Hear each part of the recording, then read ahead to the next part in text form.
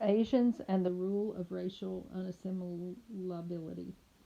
The system of quotas based on national origin was the first major pillar of the Immigration Act of 1924. The second provided for the exclusion of persons ineligible to citizenship. By one account, the provision barred half of the world's population from entering the United States. Ineligibility to citizenship and exclusion applied to the peoples of all nations of East and South Asia. Nearly all Asians had already been excluded from immigration, either by the Chinese exclusion laws or by the barred Asiatic zone that Congress created in 1917. The barred zone encompassed the barred. Okay, lost me, please, again. The barred zone encompassed the entire area from Afghanistan to the Pacific, save for Japan, which the State Department wished not to offend, and the Philippines, a United States territory. In 1907, the Japanese government agreed to prevent laborers from immigrating to the United States, but nativists complained that the diplomatic agreement was ineffective. The exclusion of persons ineligible to citizenship in 1924 achieved statutory Japanese exclusion and completed Asiatic exclusion, thereby constituting Asian as a peculiarly American racial category. Moreover, it codified the principle of racial exclusion in the main body of American immigration and naturalization law. Two major elements of 20th century American racial ideology evolved from the genealogy of the racial requirement to citizenship, the legal definition of white, and the rule of racial unassimilability. The origins of these concepts lay in the Nationality Act of 1790, which granted the right to naturalized citizenship to free white persons of good moral character. However, that idea, including the legal boundaries of white, was contested throughout the 19th century with regard to the citizenship status of Native American Indians and African Americans, and later with regard to the eligibility of Asians to citizenship. The resolution of the latter in the early 1920s constituted the perfection of racial doctrine and citizenship law, which remained in effect until 1952 when the McCarran-Walter Act abolished all racial requirements to citizenship. 1952. After the Civil War and the passage of the 14th Amendment, Congress amended the Nationality Act to extend the right to naturalize to persons of African nativity or descent. It defeated Charles Sumner's proposal that all references to race be stricken from the requisites of citizenship. In 1870, white Californians already reviewed Chinese immigration with hostility, as it was granting the right to naturalization to persons of African nativity was a gratuitous gesture to the former slaves. No one seriously believed that the Negroes of Africa would immigrate. A federal judge explained in 1880, while the Indian and Chinaman were in our midst and at our doors, and only too willingly to assume the mantle of American sovereignty, Congress thus retained the language of race in the Nationality Act of 1870, encoding racial prerequisites to citizenship according to the familiar black-white categories of American race relations. European immigrants fit into that construction as white persons between 1907 and 1924. Nearly 1.5 million immigrants, nearly all from European countries, became American citizens. The Chinese Exclusion Act of 1882 included a provision that made Chinese ineligible to citizenship, but that remained outside the body of the naturalization law. Japanese, Asian Indians, Armenians, Syrians, Mexicans, and other peoples that immigrated into the United States in the early 20th century thus posed a challenge to the race categories in citizenship law. Where did they stand in relation to the black-white paradigm? To a great extent, black and white had been defined in terms of each other.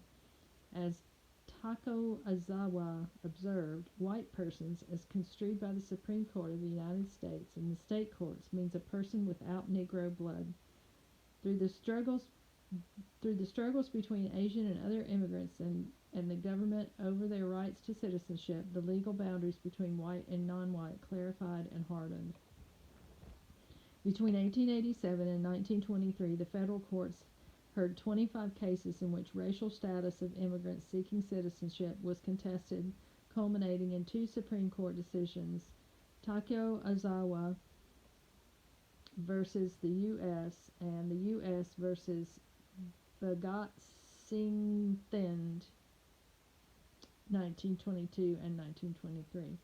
By ruling that Japanese and Asian Indians were racially ineligible to citizenship, the two decisions cast Japanese and Asian Indians with Chinese as unassimilable aliens and helped constitute the racial category Asian. The joining of Japanese and Asian Indians with Chinese was not preordained, however, but the culmination of 3 decades of social, political, and judicial struggle over their status in America. Since the 1890s, both the Japanese government and the Japanese immigrants had worked to distinguish Japanese in America from Chinese and the latter's fate as a despised and excluded race. Japanese immigrant associations advocated for adopting the Western style of dress and learning English, believing that Chinese immigrants set themselves apart by retaining traditional customs. Kyutaro Abiko, publisher of the Nichibei Shibum and a wealthy labor contractor and landowner, led a movement for permanent settlement, family immigration, and assimilation. He urged Japanese to take up farming in the city's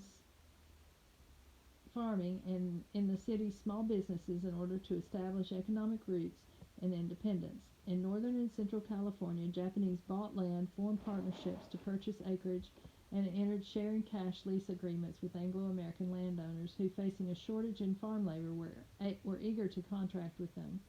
In less than a decade, Japanese agriculture land holdings in California grew nearly fivefold, from 61,858 acres in 1905 to 281,687,000 acres in 1913. By deciding to become yeoman farmers, Japanese immigrants embraced the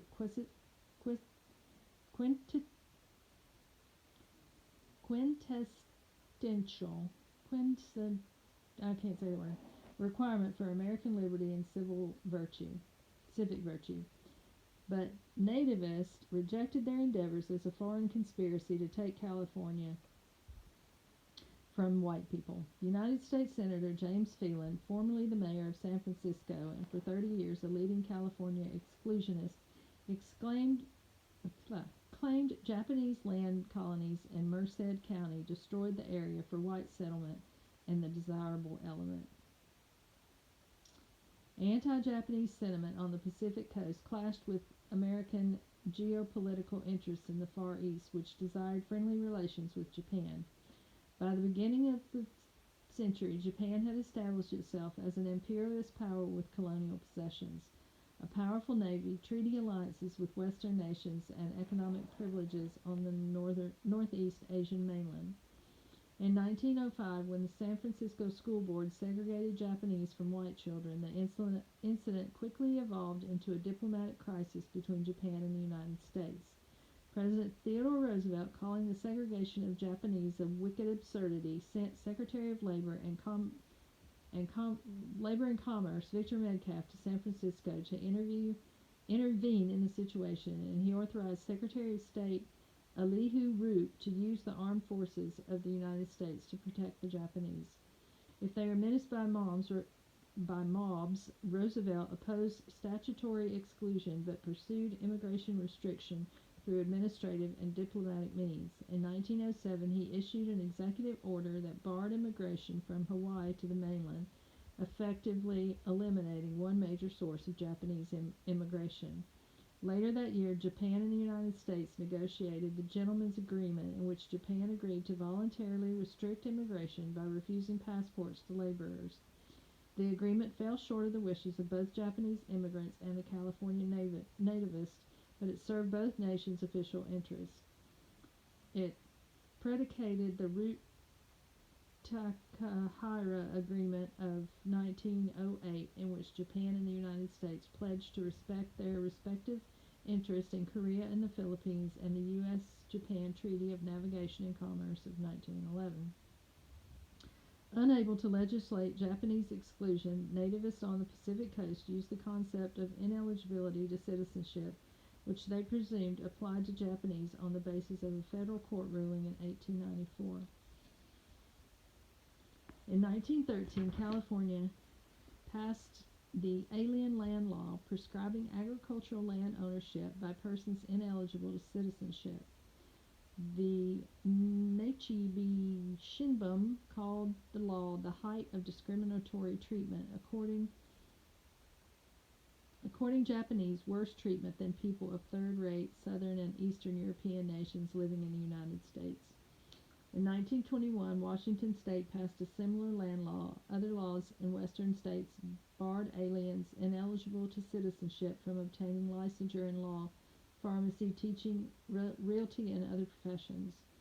Hostility toward Japanese echoed the racism of economic entitlement that had fueled the anti-Chinese movement in the late 19th century, but also evinced anxiety over Japan's standing as a world power.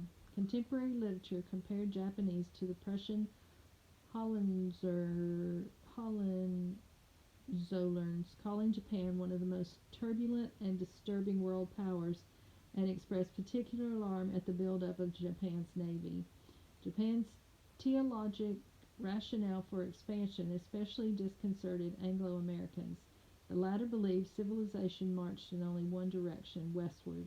The Japanese saw two cultural impulses emanating from the original seat of civilization in Persia and Armenia, one to the east and one to the west. Japan, a young nation, was free to take the best of Europe and the best of Asia, according to one Japanese writer. At her touch the circuit is completed, and the healthy fluid shall overflow the earth.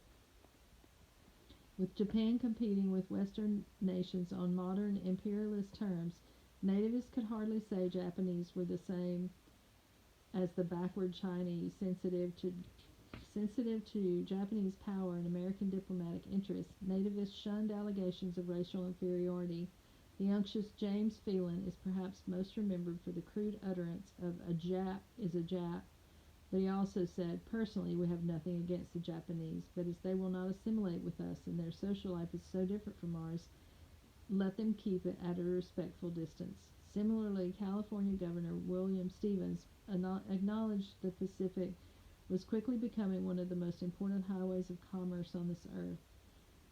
Amity and concord and the interchange of material goods as well as ideas, which some facilities offer, will inevitably take place to the benefit of both continents, but that our white race will readily intermix with the yellow strains of Asia, and that out of this interrelationship will be born a new composite human being is manifestly impossible.